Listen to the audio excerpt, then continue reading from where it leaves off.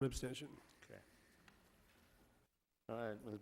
Miyasato, you got a report for us, including our fire chief? That's exactly the report, Chair Adams, Supervisors. As you know, we've had the Rey Fire burning in our county since August 18th, and I've asked the fire chief to give a quick update to your board on the status.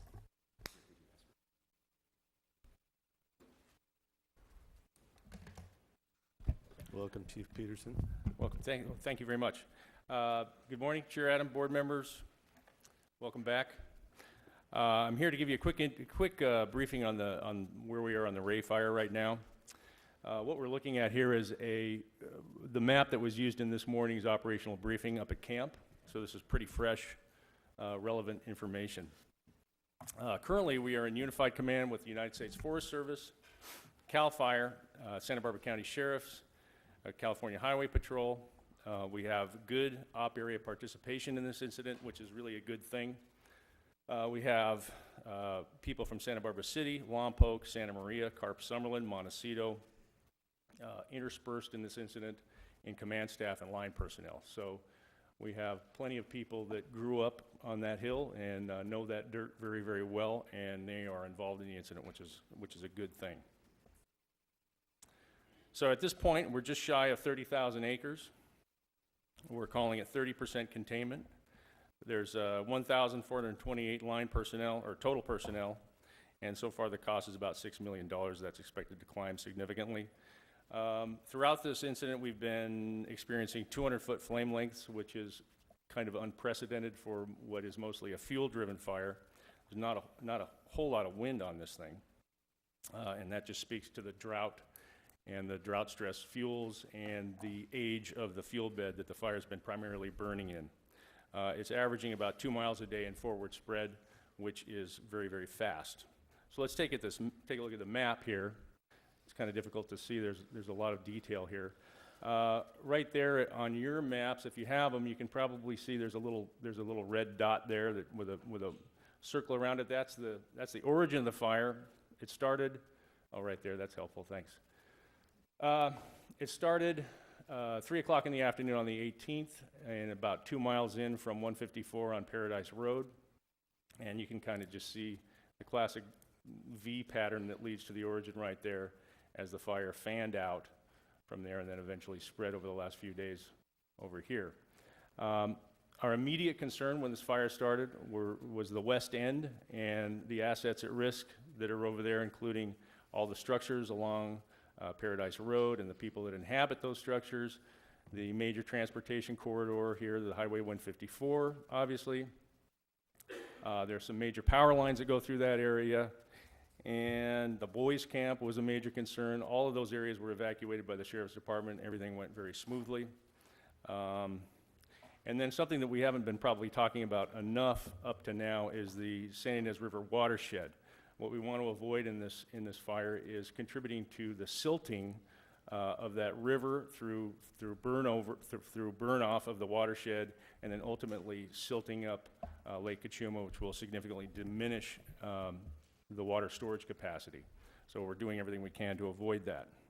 So right now our strategy as we move through this incident is to continue to mop up this black line. When you see that black line, that's a good thing. That's containment line. There are still some hot spots over there, and we're working to mop those areas up to make sure that the fire doesn't squirt out of there down the road and cause us more problems over here on the west side. But I was just up there at the camp, and the ICs are feeling very, very good about that west end and very confident with that line, and we expect it to hold. So what's happening now is we're tying in this top end, this north end. We're tying in this bottom end, working very hard to keep it from jumping the San Ynez River, which you can see here running along Paradise Road. Essentially what's occurring is we're herding this fire, guiding it through airdrops, crews, dozers, and trying to guide this fire into the old burn scar of the 2007 Zaka fire, which if it was overlaid here, it would appear as a big giant blob up here. This east end of the fire is now burning into that old burn scar, and what's happening is the fuels there are younger and less established than the 100-year-old stuff that it has been primarily burning in prior to now. So what's happening is, as this fire burns into those younger fuels, the fire behavior settles down significantly and gives us opportunities to get into these areas with bulldozers, crews, and aircraft to ultimately try to pinch this thing off and tie it in before it can establish itself much further to the east. So that's what we're trying to do. Obviously, our main concern is to keep it from jumping the San Ynez River. We have the best people in the business working on this fire right now. We have a great team, we have a great plan, and we have high confidence in that plan. It is important to remember that this is a wildfire, and they are by nature unpredictable. So we have a good plan, but it may adjust as we move through this thing, and we have contingencies in place for all eventual outcomes. And with that, I can answer any questions you might have.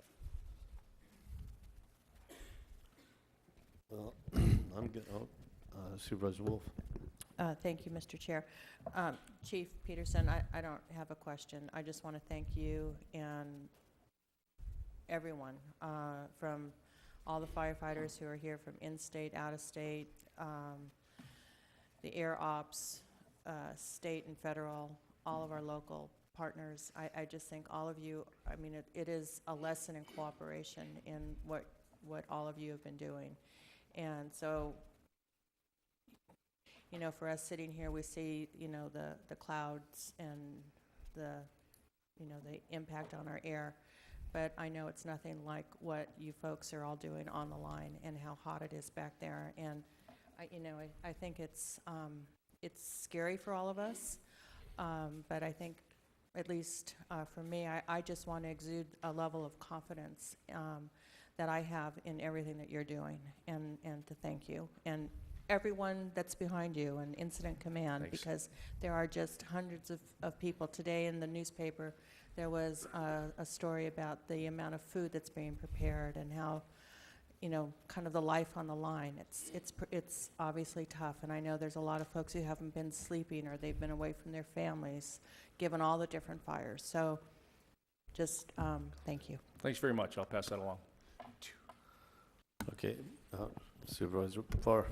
Thank you, Mr. Chair. I'd certainly like to add my thanks to Supervisor Wolf, and I know all the board feels that way.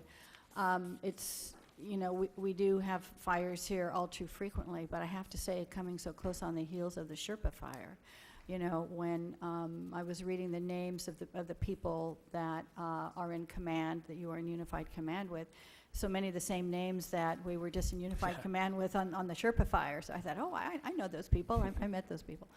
But you know, the Sherpa fire was just in my district. But I think that this fire started in the 2nd district and moved into the 3rd district, and now I think wants to move into the 1st district. Right. So you know, I remember all too well the Zaka fire and how it, you know, started at Zaka Lake and burned the whole back country and came back around again. So I wondered at what point this fire was going to meet up with the burn scar from the other, and you've explained that. Anyway, you know, your people always do such a tremendous job, and so vitally important to work in unified command as seamlessly as all of you do. So I'm sorry we get so much practice in this, but it certainly comes in handy when things like this happen. So we just pray we keep our people safe out there and we can get it out as soon as possible. Thank you. Thank you very much. Okay, and I'm going to suggest that we in the future do something to prevent these massive pieces of fuels out there. And you know, I've always wondered, and I know there's a lot of people, especially in the Cattlemen's Association, who try to coordinate burns from time to time, why we don't do more winter burning. And you know, after you get a couple inches of rain and it really can't continue to go like this, go out there and light some fires and let them burn out and make a mosaic pattern out there that's got a variety of fuels in it, so it just can't get going like this. And you know, we saw in the Logan fire up there in San Luis County, tremendous amount of silt come into Twitchell Dam in the aftermath of that. And so, you know, had we been doing smaller burns, you wouldn't get a 50,000 acre burn. And then, you know, they're not saying anything about a massive rain year, but that doesn't mean it can't happen. And so, you know, which is how it shook out last time on that Logan fire. The following year, I think it was 2005, Sounds right. and we ended up with a boatload of rain, which took 2 boatloads of sediment into Twitchell and really harmed the capacity there. So we should act more proactively to protect our storage space in these basins, in those watersheds that come into those things. And so hopefully at the end of this, you know, you got to go put out the fire now, but once this gets done, let's think about what's left that we could chip away at in a responsible fashion. Okay. Thank you. Thank you all. Supervisor Farr, or Carbajal.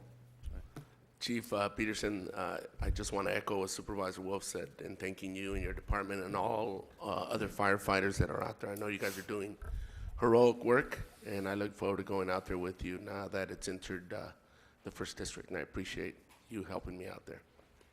Thank you all very much. Thank you, Chief. Okay.